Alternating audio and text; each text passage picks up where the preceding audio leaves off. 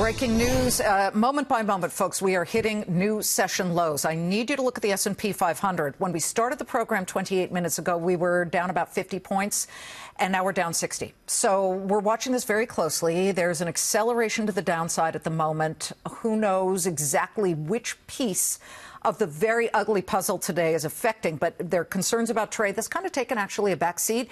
Big concerns about the Federal Reserve on Wednesday. What about a government shutdown? And, of course, healthcare is tanking on the news that a Texas court had said that the Affordable Care Act is unconstitutional. So right now the Dow is down 539 points.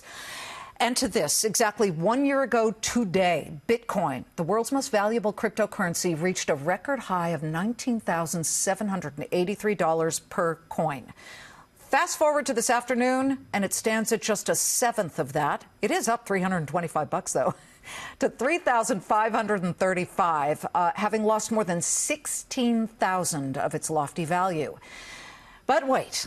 The White House has just tapped a pro-Bitcoin acting chief of staff. Yes, Mick Mulvaney has long praised the decentralized nature of Bitcoin, saying it's good because, he says, it can't be manipulated by any government.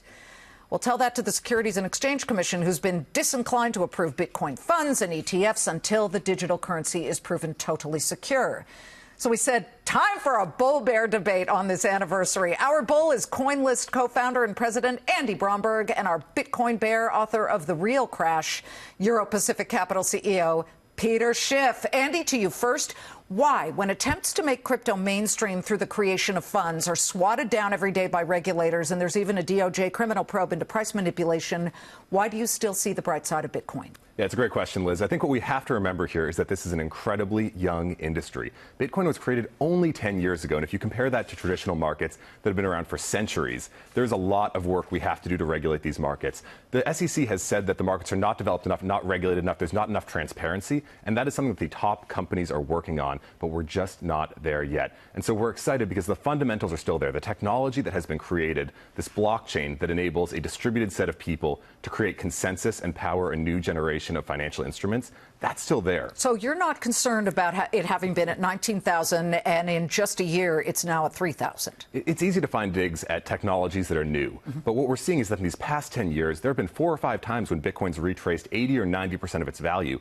And that's the nature of a cyclical early stage market. We expect that to even out as time continues, but for the time being, we have to expect big booms and big busts in such an early industry. Peter Schiff, you've been pretty much a bear and a hater on Bitcoin since it was, I don't know, $100. Why are you still at that point when it's certainly well above that original price?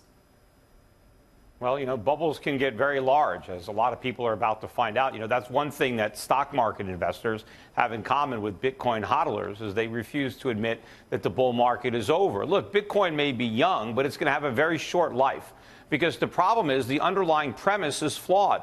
Bitcoin will never be money. It doesn't have the characteristics that would qualify it as money. It's just a speculative asset that has no real underlying value. It will never be a store of value because it has no value to store. And, sure, it went up to 20,000. In fact, it's up about 10% today. Maybe some people are celebrating the 1-year anniversary of the high by thinking it's also going to be the low. But, Peter, I think this is a false premise here. I think that we don't say, those of us in the industry, a lot of us do not say Bitcoin is money. Bitcoin is a store of value, actually a lot like gold. I don't think you should use Bitcoin to go to the corner store and buy muffins or bananas or anything like that. Bitcoin is meant to be a store of value. There are other assets in the cryptocurrency space that can be means of exchange, but that is not what Bitcoin is built for.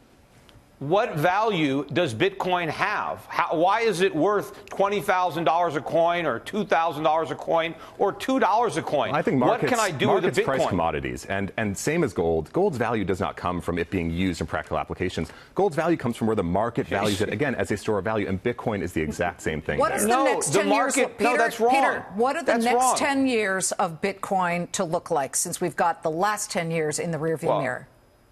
I doubt it has another 10 years. No one's going to talk about it 10 years from now. But I think over the next year, a lot more air is going to come out of the bubble, because this is just nonsense to say that commodities have no value. They have a use. There are things that you can do. That's why commodities have value, because they deliver an underlying use. Gold has use. Oil has Okay. use. Wheat has use. Bitcoin has no use. It's purely a speculative asset. The people that Okay. are holding on are completely delusional. This thing is going a lot lower. Andy, next 10 years of Bitcoin. I think the next 10 years of Bitcoin, and more broadly the next 10 years of the cryptocurrency space, will involve finding those use cases, the space professionalizing and consumerizing, us seeing institutional capital, institutional users entering into the space at the same time that consumers start to be able to use these. Again, it's an early product. There's a long way to go, but there are a lot of smart people working very hard in this industry. Peter, Andy, let's come back. I want to come back maybe halfway through next year, hopefully before then, and we can see the path and the trajectory of this.